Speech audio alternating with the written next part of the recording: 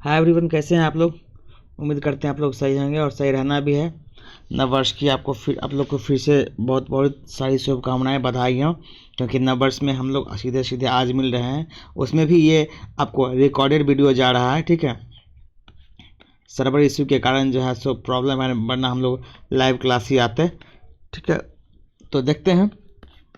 अभी जो है सो बिल्कुल हम लोग लाइव क्लास करने का ट्राई किए थे और बार बार जो है सो सर्वर से इशू आ रहा था, इसलिए जो है सो हमको ये रिकॉर्डेड क्लास अभी आप लोग को देना पड़ा। इसके लिए मैं आप लोग से माफ़ी चाहता हूँ। कोई बात नहीं है, फिर जो है सो हम लोग कल लाइव क्लास को करेंगे। देखिए अभी का जो है सो हम लोग मतलब उसमें 6 क्वेश्चन किए थे, लेकिन फिर से एक बार हम लोग इस रिकॉर्डेड क्लास में उसको फिर से रिव्यू कर देते हैं। कि देखिए कह रहा है कि किसने सबसे पहले जो है सो बुद्धि परीक्षण का निर्माण किया था। देखिए ये पूछ रहा है आपका कि कौन से वैज्ञानिक थे, कौन से मनोवैज्ञानिक थे जिन्होंने सबसे पहले बुद्धि परीक्षण को का निर्माण किया था। यदि ये वीडियो आप लोग अच्छा लगता हो, सेशन से यदि आप लोग बिल्कुल नए जुड़े हो तो उसे सब्सक्राइब जरूर करिए चैनल को, ठीक है। और ये वीडियो अच्छा लगा उसे लाइक करिए, अपने दोस्तों में शेयर जरूर करिए, ताकि जो है सो सभी आदमी जो है सो इससे जुड़ सकें। यदि आप टेलीग्राम से नहीं जुड़े हैं तो आप जा करके टेलीग्राम से जुड़ जाइए, ठीक है। आइए देखते हैं, हम लोग शुरू करते हैं।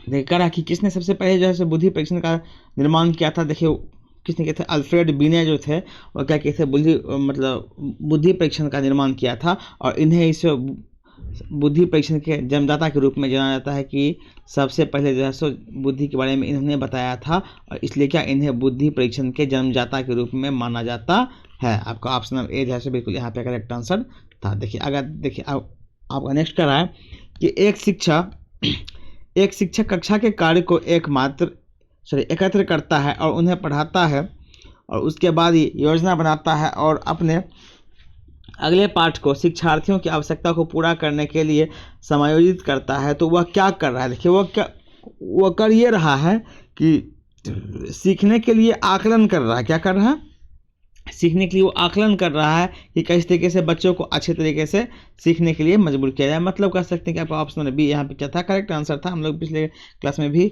6 तक हम लोग गए थे, जहाँ तक हम लोग मतलब वो करके छोड़ दिए थे। देखिए नेक्स्ट करा, देखिए कक्षा में जेंडर या फिर लिंग विभेद क्या होता है। देखिए वो क्या होता है, देखिए ये होता है शिक्षार्थियों को हर्षोन्मुख प्रयासों अथवा निष्पादन का कारण बना सकता है। ये क्या होता है, आपका कक्षा में जेंडर विभेद का कारण होता है। आपका ऑप्शन नंबर ए यहाँ पे करेक्ट आंसर था। देखिए क्वेश्चन नंबर 4 कर रहा था कि ध्वनि संबंधित जागरूकता निम्नलिखित में से किस क्षमता से संबंधित रख रहा है। देखिए इसमें भी क्या था आपका, इसमें था कि ध्वनि संरचना पर चिंतन करना या उसमें हेरफेर करना क्या होता था। इसका करेक्ट आंसर था आपका ऑप्शन नंबर डी जो है यहाँ पे करेक्ट आंसर था। देखिए यहाँ तक से हम लोग किए थे। देखिए अब जो है सो हम लोग करना है कि कर रहा है कि प्राकृतिक पोषण विवाद निम्नलिखित में से किससे संबंधित है। देखिए ये पूछ रहा है कि कौन सा जो है प्राकृतिक पोषण का विवाद है जो, और वो किससे संबंधित रख रहा है ये आपको पूछा जा रहा है क्वेश्चन नंबर 5 में। तो इसे करेक्ट आंसर होगा आनुवंशिक एवं वातावरण से। क्या होता है, देखिए प्राकृतिक पोषकवाद मतलब पोषक विवाद कहने का मतलब है, देखिए आनुवंशिक की मतलब जेनेटिक से रिलेटेड है। उसके बाद जो है सो आपका वातावरण, जहाँ इन्वायरमेंट में जिसमें हम लोग रहते हैं उससे रिलेटेड होता है। आपका ऑप्शन नंबर डी जो है यहाँ पे करेक्ट आंसर हो जाएगा। देखिए आगे देखिए कह रहा है कि मानव विकास डैश है। मानव विकास डैश है, तो मानव विकास जो है सो मात्रात्मक और गुणात्मक दोनों होता है। मतलब कह सकते हैं कि वह जो है सो क्वांटिटिव और जो है सो क्वालिटी दोनों होता है, ये ध्यान रखना है, ठीक है। तो क्या होगा, आपका ऑप्शन नंबर सी जैसे यहाँ पे करेक्ट आंसर हो जाएगा। आगे देखिए कह रहा है कि निम्न में से कौन सा सामाजिकरण की निष्क्रिय एजेंसी है। देखिए ये पूछ रहा है कि कौन सा जो है सामाजिकरण की निष्क्रिय एजेंसी है जो एक्टिव नहीं है। ये पूछ रहा है जो एक्टिव नहीं है, ये देखिए ये पूछा जा रहा है। तो कौन सा आपका होगा, आपका जो है so question option number D जो है सो बिल्कुल होगा कि सार्वजनिक पुस्तकालय जो है सो सामाजिकरण की निष्क्रिय एजेंसी है, ठीक है। बाकी देखिए स्वास्थ्य क्लब, इको और परिवार क्या था, सही जैसे सक्रिय एजेंसी है, ये आपको ध्यान रखना है। आपको ऑप्शन नंबर सी यहाँ पे क्या था, करेक्ट आंसर था। देखिए क्वेश्चन नंबर 8 कर रहा है कि संज्ञात्मक विकास निम्न में से किसके द्वारा समर्थित होता है। देखिए ये पूछ रहा है कि कौन सा संज्ञात्मक विकास है, अब किससे वो समर्थित होता है। देखिए आपको ऑप्शन नंबर बी जो है यहाँ पे करेक्ट आंसर होगा कि एक समृद्ध और विविधतापूर्ण वातावरण उपलब्ध कराना क्या आता है, सबसे जो है संज्ञात्मक विकास में समर्थित होता है। आपका ऑप्शन नंबर बी यहाँ पे करेक्ट आंसर था। देखिए आगे देखिए कर रहा है क्वेश्चन नंबर 9 कर रहा है कि निम्न में से कौन सा सीखने की शैली का एक उदाहरण है। देखिए ये पूछ रहा है कि कौन सा जो सीखने की सबसे अच्छा शैली का उदाहरण। देखिए क्या होता है, चतुष्क जो होता है जिसको बोलते हैं विजुअल, ये क्या होता है, देखिए ये आपका सीखने का सबसे अच्छा शैली या फिर उदाहरण माना जाता है। क्योंकि चतुष्क में देखिए विजुअलाइजिंग क्या होता है, बच्चे देख कर सीखते हैं, मतलब इसमें जैसे देख कर सीखना क्या होता है, पॉसिबिलिटी होता है, मतलब आपको ऑप्शन नंबर डी जैसे बिल्कुल यहाँ पे करेक्ट आंसर था। देखिए आगे देखिए कर रहा है कि 10 प्रेरणा अनुभूतियों के संतुष्टि एवं आवश्यकताओं तक पहुँचाने और व्यक्तित्व लक्षणों को प्राप्त करने की आवश्यकता को संबोधित करती है।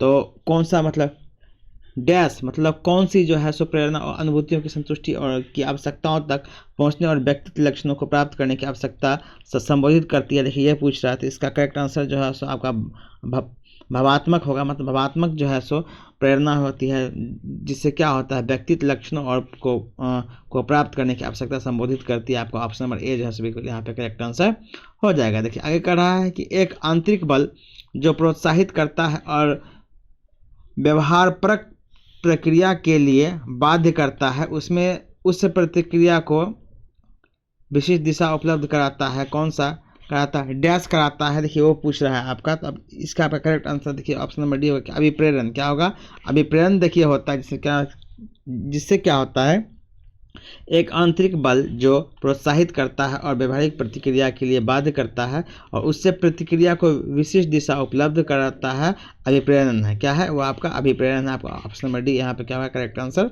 हो जाएगा। देखिए क्वेश्चन देखिए 12 का रहा कि निम्नलिखित में से कौन सा कारक अधिगम को सकारात्मक प्रकार से प्रभावित करता है। वो आपको बताना कि कौन सा कारक है जो अधिगम को सकारात्मक रूप से प्रभावित करता है। तो आपका है अर्थपूर्ण संबंध रखना, जो क्या करता है, अधिगम को जो है सकारात्मक रूप से प्रभावित करता है। मतलब कहने का मतलब है कि यदि अर्थपूर्ण संबंध रखता है तो फिर क्या होगा, उसमें उसका वैल्यूएशन थोड़ा कुछ ज़्यादा होता है। आपको ऑप्शन में बी यहाँ पे करेक्ट आंसर था। देखिए आगे देखिए क्वेश्चन नंबर 13 कर रहा है कि प्रतिभाशाली शिक्षार्थियों को डैश से जुड़े प्रश्नों को अधिक समय देने के लिए कहा जा सकता है। देखिए यह पूछ रहा है आपका क्वेश्चन नंबर 13। देखिए इसका करेक्ट आंसर होगा कि सृजन से, मतलब कह सकते हैं देखिए जिस बच्चे में सृजनशीलता है, जिसमें प्रतिभाशाली है, उसे सृजन करने के लिए और सृजन से जो जुड़ा हुआ प्रश्नों का अधिक से अधिक समय देना चाहिए ताकि क्या बच्चे जो अपने सृजनशीलता का अच्छे से उपयोग कर सके। आपको ऑप्शन में बी यहाँ पे करेक्ट आंसर हो जाएगा। देखिए आगे कह रहा है कि देखिए क्वेश्चन नंबर 14 कर रहा है कि निम्नलिखित में से कौन सा कौशल संवेगात्मक बुद्धि से संबंधित रख रहा है। देखिए ये पूछ रहा है कि कौन सा कौशल है जो संवेगात्मक बुद्धि से संबंधित रख रहा है। इसका करेक्ट आंसर होगा आपका सी, मतलब समानुभूति देना क्या होता है, ये जो है सो आपका कौशल संवेगात्मक बुद्धि से संबंधित रख रहा है। मतलब आपको ऑप्शन नंबर सी जो है यहाँ पे करेक्ट आंसर हो जाएगा। देखिए आगे कर रहा है कि 15 में देखिए गणित से अधिगम निर्योग्यता का आकलन निम्नलिखित में से किस परीक्षण द्वारा सर्वाधिक उचित तरीके से किया जा रहा है। देखिए ये पूछ रहा है आपका क्वेश्चन नंबर 15 में। देखिए इसका करेक्ट आंसर होगा आपका ए कि निदानात्मक परीक्षण करके क्या होता है, उसको आसानी से उचित तरीके से जो है सो उसको परीक्षण किया जा सकता है। आपका ऑप्शन नंबर ए जो है यहाँ पे करेक्ट आंसर हो जाएगा।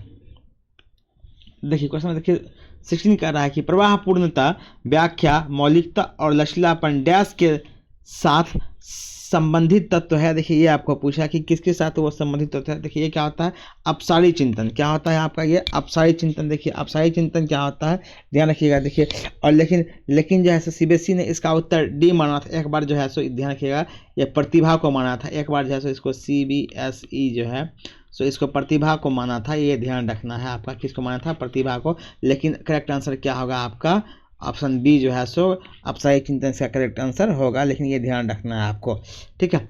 आगे देखिए कर रहा है, देखिए 17 में कर रहा है कि सभी के लिए विद्यालयों में सभी की शिक्षा निम्नलिखित में से किसके लिए प्रचार वाक्य हो सकता है। देखिए ये पूछ रहा है आपका, तो किसके लिए प्रचार वाक्य होगा कि देखिए ये आपको होता है समावेशी शिक्षा, मतलब एक ही छत के नीचे जैसे विशेष और सामान्य बच्चों को शिक्षा देना क्या होता है, आपका समावेशी शिक्षा होता है। आपका ऑप्शन नंबर ए जो है यहाँ पे करेक्ट आंसर हो जाएगा। देखिए आगे कर रहा है कि निम्न में से कौन सी शब्दावली प्रायः अभिप्रेरणा के साथ अंतः बदलाव के साथ इस्तेमाल की जाती है। देखिए ये आपका पूछ रहा है क्वेश्चन नंबर 18। तो देखिए इसका करेक्ट आंसर होगा आपका आवश्यकता के साथ क्या होता है, उसका इस्तेमाल की जाती है।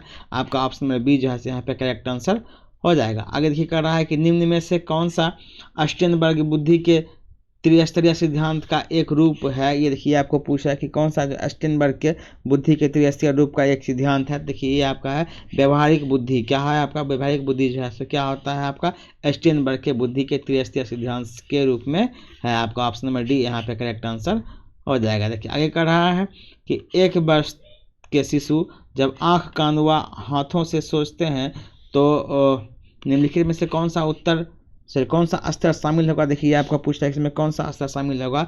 इसमें जो है देखिए इंद्रजनित गामक स्तर शामिल होगा। देखिए इसमें होता क्या है मेन रूप से प्याजे की जो है इंद्रजनित गामक अवस्था में बच्चा 0 से 2 वर्ष तक जो है सो इसमें क्या होता है वह आँख किस ध्यान रखना है, वह आँख कान हाथ ठीक है का प्रयोग करके क्या करता है वह सोचता है, का प्रयोग करके वह सोचता है। ये ध्यान रखना क्या करता है वो इसका वह सोचता है। आपका ऑप्शन नंबर डी जो है सॉरी बी जो है यहाँ पे करेक्ट आंसर हो जाएगा। आगे देखिए कर रहा है कि वाइगोत्स्की के सिद्धांत में विकास के निम्नलिखित में से कौन सी पहलू की उपेक्षा होती है। देखिए आपको पूछा है कि कौन सा जो है सो पहलू की उपेक्षा होती है। तो इसका करेक्ट आंसर होगा आपका बी नंबर ऑप्शन की जैविक पहलू की अपेक्षा होती है। ये ध्यान रखना है। मतलब देखिए वाइगोत्स्की के सिद्धांत में क्या था केवल सांस्कृतिक ध्यान रखना है, केवल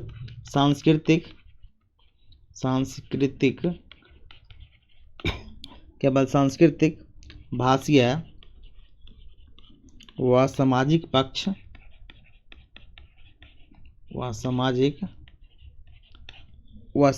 पक्ष की बात की गई है। इसलिए वाइगोत्स्की की तरह क्या होता था जैविक पक्ष की उपेक्षा की गई थी। आपको ऑप्शन नंबर बी जैसे यहाँ पे करेक्ट आंसर था। ये ध्यान रखना है आपका ठीक है।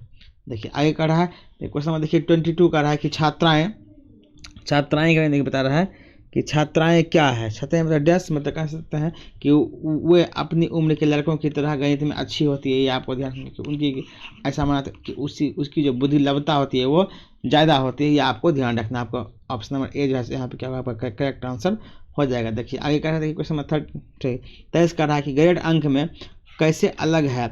यह प्रश्न मतलब निम्न में से किस प्रकार के प्रश्नों से संबंधित रख रहा है। ये आपको पूछा है 23 नंबर में। देखिए इसका करेक्ट आंसर आपका हो जाएगा ए मतलब क्या विश्लेषणात्मक जो होता है वो क्या होता है उससे संबंध रखता है और वो अलग होता है। आपका ऑप्शन नंबर ए यहाँ पे करेक्ट आंसर हो जाएगा। देखिए आगे कर रहा है कि शब्दों में अक्षर के क्रम को पढ़ने में कठिनाई का अनुभव करना और अक्सर चक्षु स्मृति का ह्रास डैश से संबंधित होता है।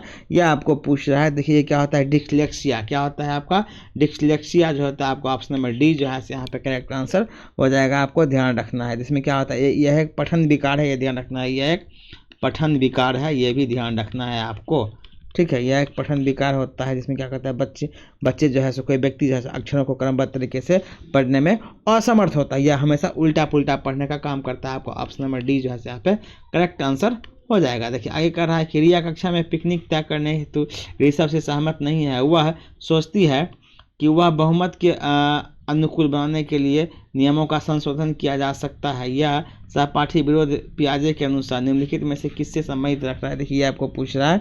इसका करेक्ट आंसर होगा आपका सहयोग के नैतिकता सिद्धांत से संबंधित रख रहा है। आपका ऑप्शन नंबर सी जो है यहाँ पे करेक्ट आंसर हो जाएगा। देखिए आगे कर रहा है कि 26 में वे शिक्षक जो विद्यालय आधारित आकलन के अंतर्गत कार्य करते हैं।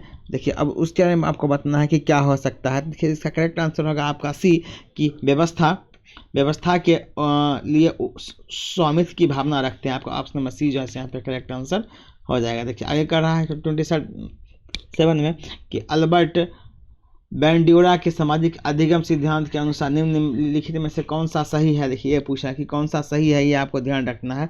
देखिए कह रहा है क्या तो देखिए बच्चों के सीखने के लिए प्रतिरूप मॉडलिंग का एक मुख्य तरीका है। देखिए ये बिल्कुल आपका सही है। देखिए नेक्स्ट कह रहा है कि अनसुलझा संकट बच्चों के नुकसान पहुँचाता है। देखिए ये बिल्कुल गलत है। संज्ञानात्मक विकास सामाजिक विकास की सूचना है। देखिए ये भी गलत है।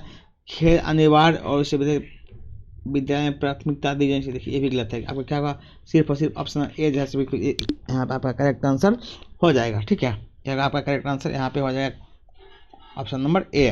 देखिए आगे देखिए कर रहा है। देखिए क्वेश्चन नंबर 28 कर रहा है। देखिए कि जब बच्चे एक अवधारणा को सीखते हैं और उसका प्रयोग करते हैं तो अभ्यास एवं उनके द्वारा दी जाने वाली त्रुटियों के नाम को कम करने में मदद करता है। यह विचार डैश के द्वारा दिया गया है। देखिए आपको पूछा कि यह विचार किसके द्वारा दिया गया है, तो यह जो विचार दिया गया है आपका D.A.L. थॉर्नडाइक के द्वारा दिया हुआ है। ये आपको ध्यान रखना, ऑप्शन नंबर डी जो इसका करेक्ट आंसर हो जाएगा। देखिए last question, second last question आपका है कि सिद्धांत चित्र डैश के द्वारा नवीन अवधारणाओं की समझ बढ़ाते हैं। ये आपको पूछ रहा है कि कौन सा जो है सो उसके नवीन अवधारणाओं को बढ़ाता है। तो इसका करेक्ट आंसर आपका होगा ऑप्शन नंबर सी कि तर्कपूर्ण ढंग से सूचनाओं को व्यवस्थित करने की क्षमता को आगे बढ़ाना क्या होता है। इसका करेक्ट आंसर हो जाएगा। ठीक है, आगे देखिए कर रहा है निगमनात्मक तर्कना में शामिल है डैश, क्या शामिल है, देखिए वो आपको पूछ रहा है। इसका ऑप्शन नंबर डी की देखिए करेक्ट आंसर कि सामान्य से विशिष्ट की ओर तर्कना आपका होता है, क्या उससे आपका संबंधित होता है, ध्यान रखना है। देखिए हमारा सेशन यहीं पे देखिए फिनिश होता है। वीडियो कैसा लगा आप लोग जरूर बताइए, कमेंट करके जरूर बताइए कि किसे कैसा लगा। और आज के लिए जो है सो हम लोग लाइव क्लास नहीं ले पाए, इसके लिए सॉरी। ठीक है, लेकिन नेक्स्ट से फिर देखिए लाइव क्लास होगा। हम लोग क्या कर सकते हैं, अब बार बार हम लोग जो है उसको सर्वर प्रॉब्लम की वजह से हम लोग नहीं कर पाए। वीडियो कैसा लगा आप लोग कमेंट जरूर करें। यदि वीडियो अच्छा लगा तो आप उसे लाइक कर लें। ठीक है, दोस्तों में शेयर कर दें, ध्यान रखिए। और चैनल को सब्सक्राइब करिए ताकि जो और भी मज़ेदार जो आने वाली क्लासेस है वो उसको आप लोग कर सकें हमारे साथ जुड़ के। और जिन आदमी अभी तक टेलीग्राम ग्रुप से नहीं जुड़े, कृपया जाकर टेलीग्राम ग्रुप जो है पवन GS एकेडमी जो है देखिए इस नाम से है, बिल्कुल आप लोग जाकर के वहाँ पे जुड़ जाएं। और फिर तो और जो है हम लोग एक साथ मिल के अच्छे से सारे क्लास को करते रहेंगे। ठीक है, तो फिर मिलते हैं नेक्स्ट वीडियो में। तब तक के लिए आप लोग अपने ध्यान रखें। जय हिंद।